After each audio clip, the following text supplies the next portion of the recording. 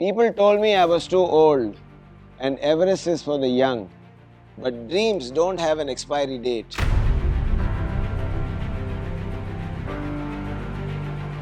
My ambition and desire is to set a national record to be the oldest male Indian to summit Mount Everest. I am Sunil Rallen and I just celebrated my 66th birthday. I'm not competing with anybody else. I'm only competing with my own aspirations, my own dreams, my own desires. So if I'm able to align my vision and my actionable plans, that will then give me a result which is equal to success. I want to enjoy adventure sports. I don't want to be foolhardy and try to jump over a cliff. Every year, even if I'm not ready right now, if I'm going to postpone it by a year and eventually do it, my record only gets better, which they can set for themselves in life and create a journey for themselves to be good adults as they grow. I try my best to visualize about my larger goals, my larger aims and picture, and then I find that I kick myself on my backside and I'm out there.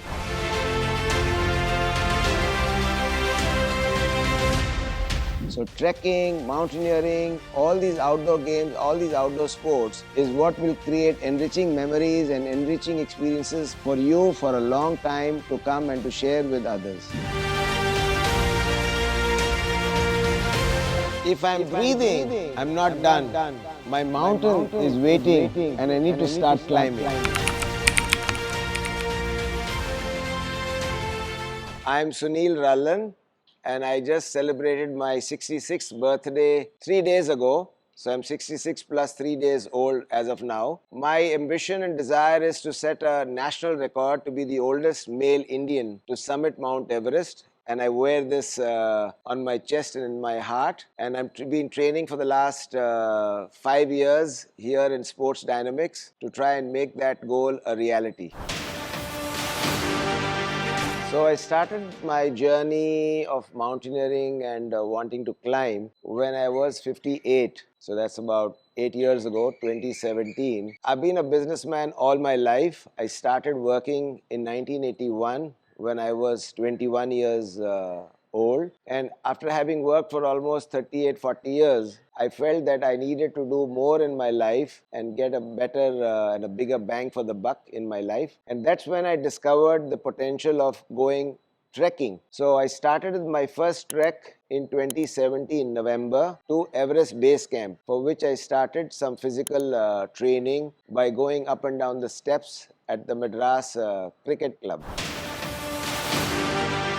So after I completed my first trek, I felt that I wanted to do a little bit more and learn to actually climb and maybe, go up a mountain top. But at my age, the Indian Himalayan Mountaineering Institutes and the various other institutes, of which there are quite a few in India, their cutoff age for training people is 45. And I was well past that age. So in 2018, I went to France, stayed for about 2 weeks in Chamonix, where I was training in the Alps for mountaineering. And I was, fortunate enough I could find the right training coach, and I could find the equipment all available in Chamonix, and that's where I first started training in the Mont Blanc region. So for me, success is always, having my own goals, my personal goals, my personal, I would say my personal vision, which I then convert into a mission and then into an actionable plan. So if I'm able to align my vision and my actionable plans, that will then give me a result which is equal to success. So it is success in my own mind, it is success in my own ability to do things.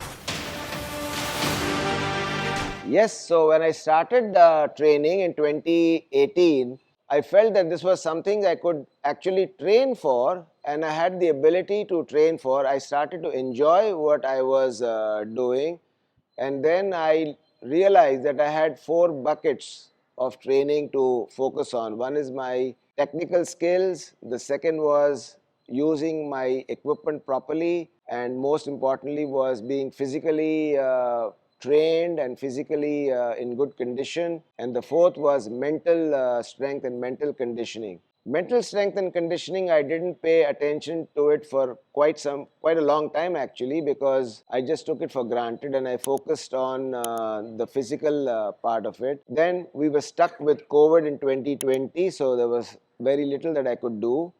Then in 2021, I decided to make my training program a little more intensive, which is in addition to what I was already doing in the cricket club stands. I added core and strength training here with Ramji at Sports Dynamics. And then I knew that I could have a shot at setting a national record. Since 2021 post COVID, that's been my dream, that's been my mission to summit Mount Everest and create a national record. So I'm really in no hurry to achieve this record, because I'm not trying to be the youngest, so I'm trying to be the oldest. So every year, even if I'm not ready right now, if I'm going to postpone it by a year and eventually do it, my record only gets better. The record for the oldest male to summit Everest has been a Japanese climber who did it at the age of 80. So that's been an inspiration for me as well, and I know that with the right training and with the right skilling, I have the ability to do it.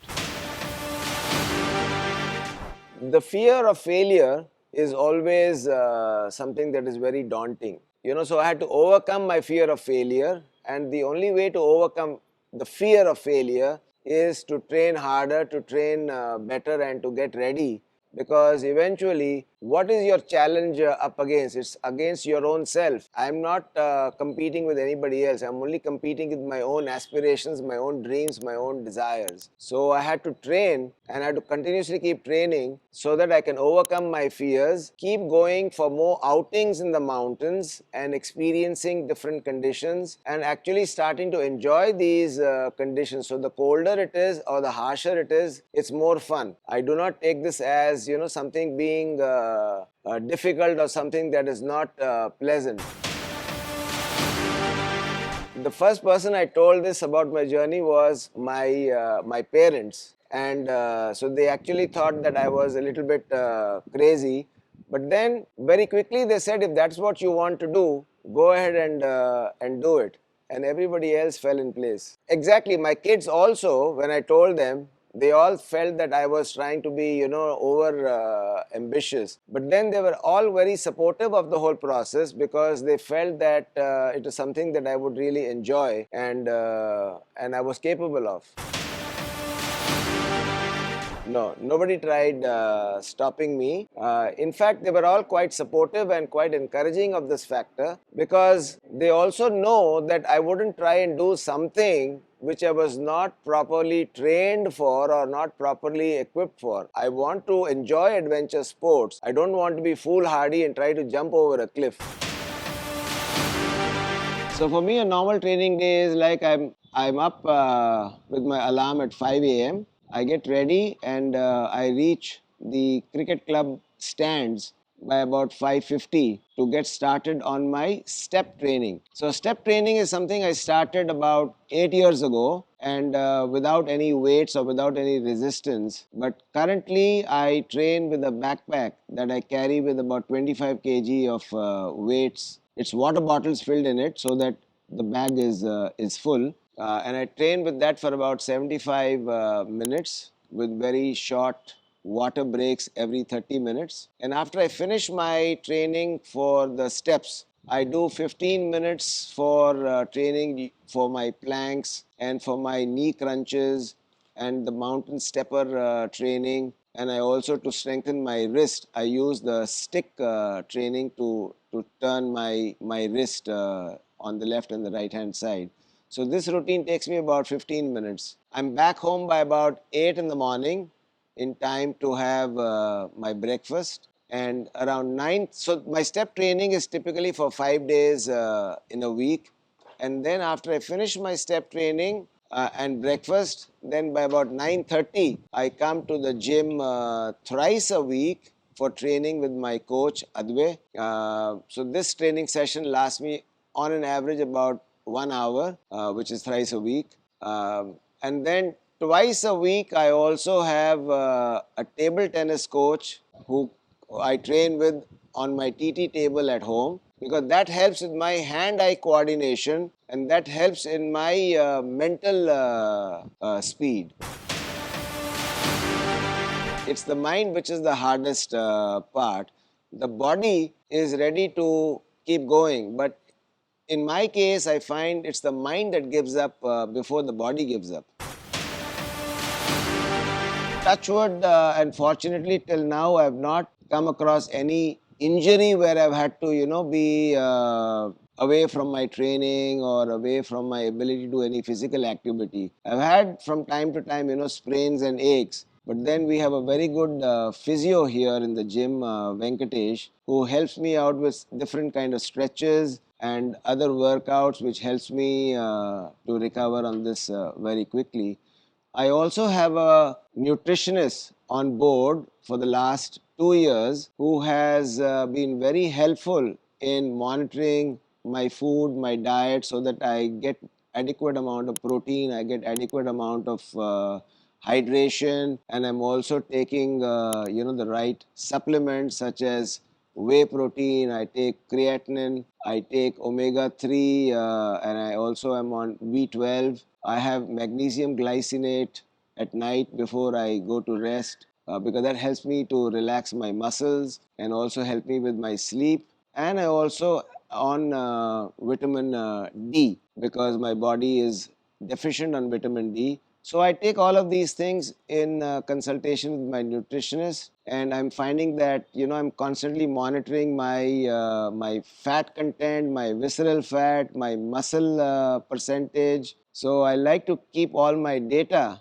available with me. And I've just added on a continuous glucose monitor, which I should be getting from Monday to attach to myself. I'm not a diabetic or anything like that, but I just want to make sure that I can keep data on the foods I'm eating and the activities to see what is my sugar level spikes with the foods that I'm eating, so that my nutritionist has at least 2 to 3 weeks of data available so that we can tweak my foods and my supplements in a more efficient manner. So I'll restart again. Yes, there have been several occasions where during training itself I felt like quitting, especially when I have to wake up in the morning at 5 o'clock, and I've been with friends the previous evening. It is a bit of a challenge. But then when I start to visualize the goal and the bigger picture as to what is it that I am trying to get at, there have been several occasions and moments during my training itself that all of this was not required, and I could sleep a little bit longer and spend more time just doing nothing. But when I get this kind of a feeling, especially when I've had a party the previous evening, then it becomes a difficult battle of the mind and the body. But I try my best to visualize about my larger goals, my larger aims and picture, and then I find that I kick myself on my backside, and I'm out there. And once I'm out there, then I don't stop. I enjoy it. And as a matter of fact, if I'm not training, I actually go into a very depressed mood by lunchtime, and I hate myself for skipping my training.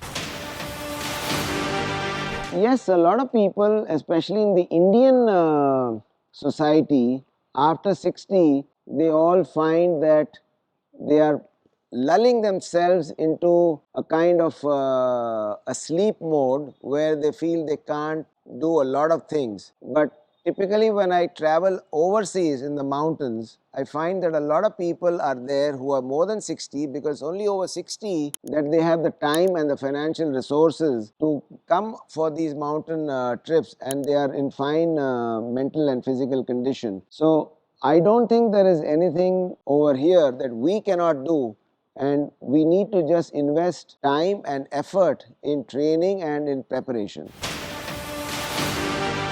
I wouldn't say that I've been underestimated. Being judged, yes, but to be honest with you, every time I speak to people, especially the youngsters, I find that they get quite inspired and they all want to do this activity. But I also completely understand that many of them are faced with the constraint of time, raising a family, raising children, job, work, that they can't take so much time out for training and they can't take so much time out for these mountaineering trips and expeditions because it's time consuming for sure. But I don't find them being, negative about what I'm doing. I find them actually quite supportive and encouraging in what I'm doing. What is it? Number one for me, it is I've set myself that personal goal that I want to summit the highest mountain on planet Earth, and I want to try and do it now. I couldn't have done this 20 years ago or 30 years ago when I was younger because, to be honest, I never knew about my ability or the possibility of being able to do such things. But now that I have the knowledge and I have the ability to do so, I want to train and I want to prepare myself and get ready to be able to do it. So I have done Kilimanjaro because my larger aim is also, after summiting Everest, is to complete the 7 summits challenge. The 7 summits challenge is summiting one mountain, the tallest mountain in each of the 7 continents. So in the continent of Africa is Mount Kilimanjaro, which I have summited. In Europe is Mount Everest, which is part of Russia, but it is considered as the highest mountain in the continent of Europe, which I have summited. And I have done Mount Aconcagua, which is in South America. And now I want to get ready for Mount Everest, which is the tallest mountain in the world and in Asia. And after that, I want to prepare to summit the mountain in Antarctica, which is Mount Vinson. So while Mount Vinson is only 4,200 odd meters, the journey to get to Mount Vinson is quite challenging and difficult because of the harsh weather conditions. Then there is Mount Denali, which is the highest mountain in North America, and Mount Carsten Pyramid, which is in Papua New Guinea. So these are the 7 mountains that eventually I want to complete to fulfill my 7 summit challenge. In my journey of training and progress, I have done Island Peak, and I've done Mera Peak, I've done Labuche Peak and Mardi Himal summits, which are all been in Nepal, and I've done Khade Peak, which is in Ladakh in India. I'm getting ready for the summit of Kangyatse 2, which is in the first week of February of 2026, and I'm attempting this because it's going to be a harsh winter climb. We expect temperatures above 5,000 meters to be minus 35 and minus 40, especially on the summit night push, which typically happens at around 10 p.m. in the night, and it takes around 10 to 12 hours to the summit because we like to get there in the morning, do our climb right through the night. But we are attempting this because it's a winter climb and it makes the challenge more interesting and also adds to the experience. So during my journey of climbing mountains, I've had the good fortune of climbing with a fine lady called Anshu Jamsempa, who has set a world record for summiting Mount Everest twice in the shortest possible time, which is from base camp you get to the top and then return to base camp and then summit Everest again. So there's a world record she has set for that. I've done a mountain climb with Kamya Karthikeyan, who is the world's youngest female mountaineer to have climbed Mount Everest and completed the 7 summits challenge. I've had the good fortune of climbing with Purna Malawat, and there is a movie, a biopic on her as well on Netflix.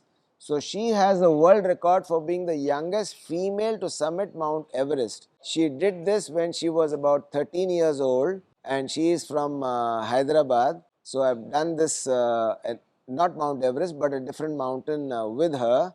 We climbed together, and I've been on the mountain in Manaslu and trained with Tyler Andrews, who is a trail runner, and he sets world records. He has 8 world records because he runs up the mountain to the summit and then comes back to base camp. So he has a world record for Manaslu, which is 8,200 meters high. He has the world record for summiting that from base camp in 11 hours and returning back to base camp in 14. And he is now, I know, currently training to set a world record for running up Mount Everest and coming back to base camp. And he does all of these runs without oxygen. So these are all the achievers that I have run into in my whole journey of mountaineering. I met Sunil sir around 18 months ago when I started working at Sports Dynamics. It's been a pleasure to train him over the past 18 months. We've seen some serious improvement in his strength. Coming into training, Sunil had already started his step training, which focuses more on muscle endurance. So our job in the gym is to not repeat that, but to complement it with our strength training. So over the past 18 months, helped him focus on building relative and maximum strength in his lower body, which will help him once he starts climbing mountains, which will make every step more efficient and with more power.